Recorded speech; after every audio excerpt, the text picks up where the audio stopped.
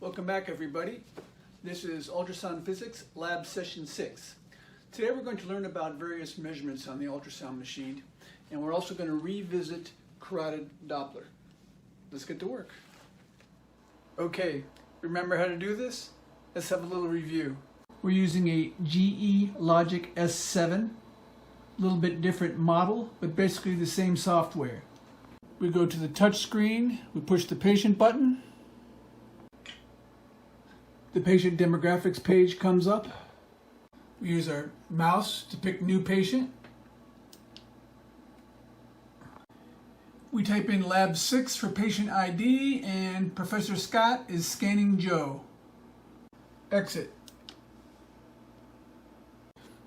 We're going to use the carotid package to demonstrate, so we're going to pick the linear probe. Pick vascular and carotid. We're using the linear probe. Remember, there's two types, the linear sequential and the vector. This is a vector. How do we know that? Because on the vector probe, you can hit virtual convex and you get the trapezoidal shape. That's not very useful on a carotid, but on a thyroid, the increased field of view is quite useful, and you can see the entire thyroid. You can also change the sector size on the curvilinear transducer. Sector size is the same as the depth knob. Sector size adjustment is often used when performing echocardiograms with the sector probe. But why change the sector size at all? Why not just keep it maxed out all the time? 2 words. Frame rate. Look at the frame rate indicator in the upper right hand corner. When you decrease the sector size, you increase the frame rate. When you increase the frame rate, you improve the temporal resolution. Temporal resolution is important in video exams like echocardiograms. Okay, let's get back to our carotid ultrasound that we started. One of the things you're asked to do as an ultrasound tech is to measure stuff. Here's a common carotid artery. Let's measure the intima media thickness. Freeze the image. Hit measure. 1 caliper appears on the screen. Use your trackball to move the caliper around. Put it on one side. Hit set. Put the other one. Hit set again. And there you go. 0.09 centimeters. We measure everything. Thyroids, aortas, spleens, livers, liver masses, uterus, uterine masses, endometriums, testicles, testicular cancer, baby heads, fetal femurs. Here's a thyroid. Measure, set, set. Measure again, set, set. Hit measure again, set, set. Common duct. Measure, set, set. I don't like that measurement. Hit measure, clear. Okay, here's where it gets interesting. What about measuring stuff on the Doppler waveform? Okay, make sure you're in the carotid application. Make sure your focus is correct. TGC starts out down the middle. Turn on color flow. Okay, we've got color flow. Looks like we have aliasing. What do we do?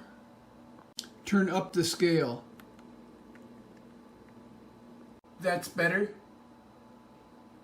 Remember, the color bar on the left side of the screen tells us that flow towards the transducer is red away from the transducer would be blue. See, if we slide over to the jugular vein, which is going away from the brain, it's blue. Remember, the transducer is considered this pointy end, so the flow is going towards the transducer. It's going this way towards the brain. We can put a cursor on this screen by hitting the cursor button right next to the trackball.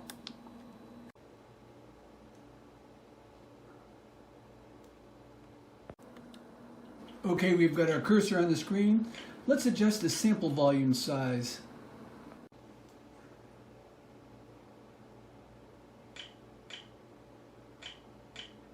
Sample volume size should be about 1/3 of the vessel diameter. Okay, let's change the angle of our cursor using the fine angle steer.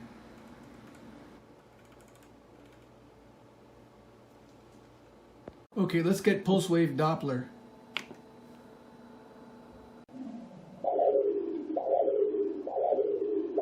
Let's bring that baseline down a little bit.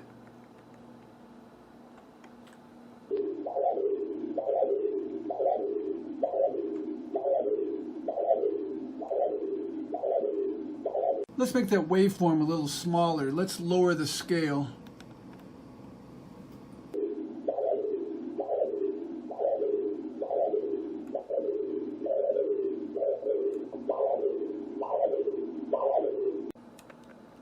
Okay, now let's angle correct.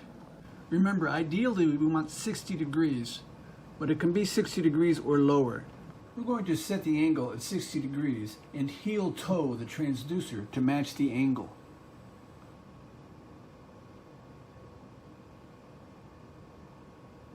Heel toe means to rock the transducer back and forth on the patient's neck in order to get the right angle. And remember, you can toggle back and forth between the live color image and the waveform by hitting update.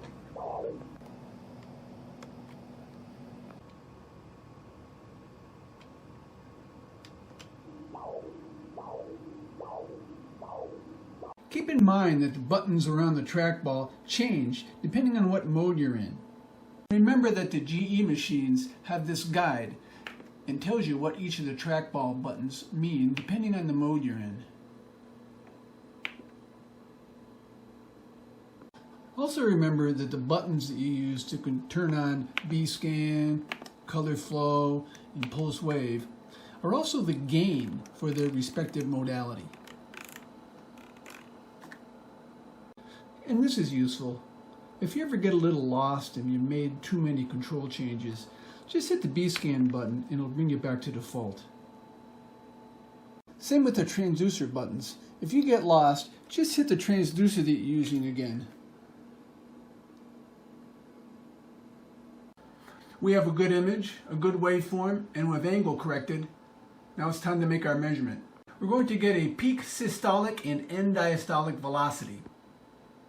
We're in the distal common carotid artery. Now we're going to start with peak systolic. The cursor comes up on the screen. Hit set. A second cursor comes up on the screen. Hit set. Now we've got a peak systolic and end diastolic velocities for the distal common carotid artery. Okay, that's all for now. Everybody stay healthy, and I'll see you in lab.